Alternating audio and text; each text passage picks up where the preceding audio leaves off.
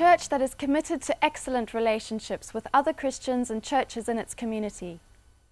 Where would you draw the boundaries in terms of if someone said, come on, if you're a man of God, surely you should be able to accommodate other men of faith?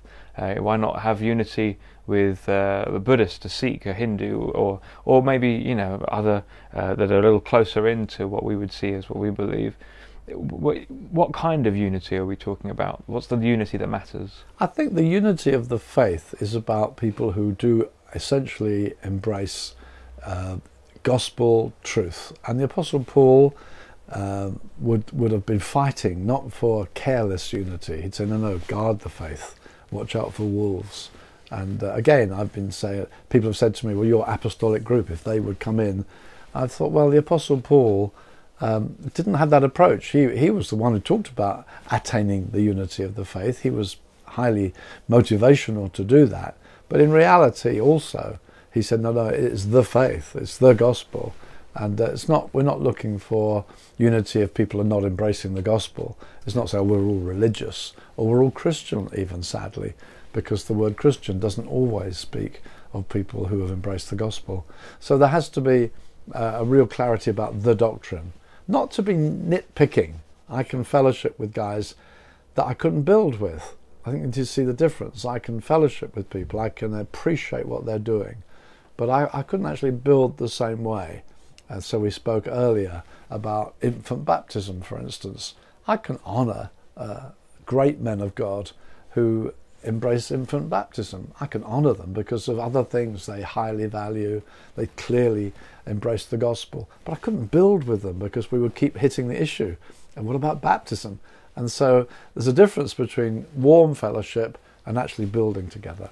Sometimes local pastors are the only opportunity that seems to be immediately available for them to cultivate unity can be in a fraternity which includes believers and really unbelievers, but who are clergy in various different places.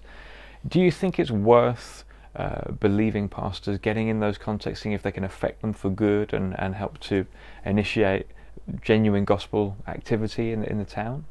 I think you have to follow God's guidance locally and live with the pressures of it. I would personally try to make more personal contacts with the other believing pastors. So there may be in a town guys who are clearly gospel men from different backgrounds, as well as that mixture of people who don't actually believe the gospel. That's how it was in the first town where I became a pastor. It was a real mix. And try to build personal relationships with them outside of the circle by phone, meals together. Maybe three or four of us could get together. Then you're actually sharing as brothers, not just formally under a broad Christian heading.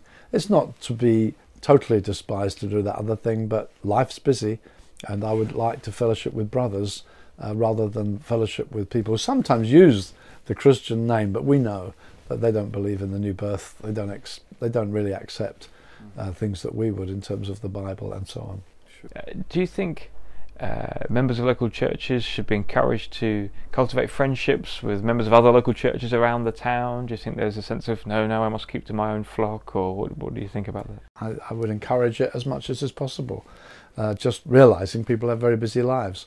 But I think that every opportunity that it genuinely presents itself, and then, as I said before, when we have prayer meetings that gather the churches, then it's good to, hey, let's be there and express unity. Sometimes you can have an evangelist in town. We had J. John, probably the preeminent English evangelist at the moment, and all the churches came in, and so we said, come along, please be there. Well, we turn up in good numbers to endorse something that is being done across the city, and all the members get involved. And I would encourage that wherever possible.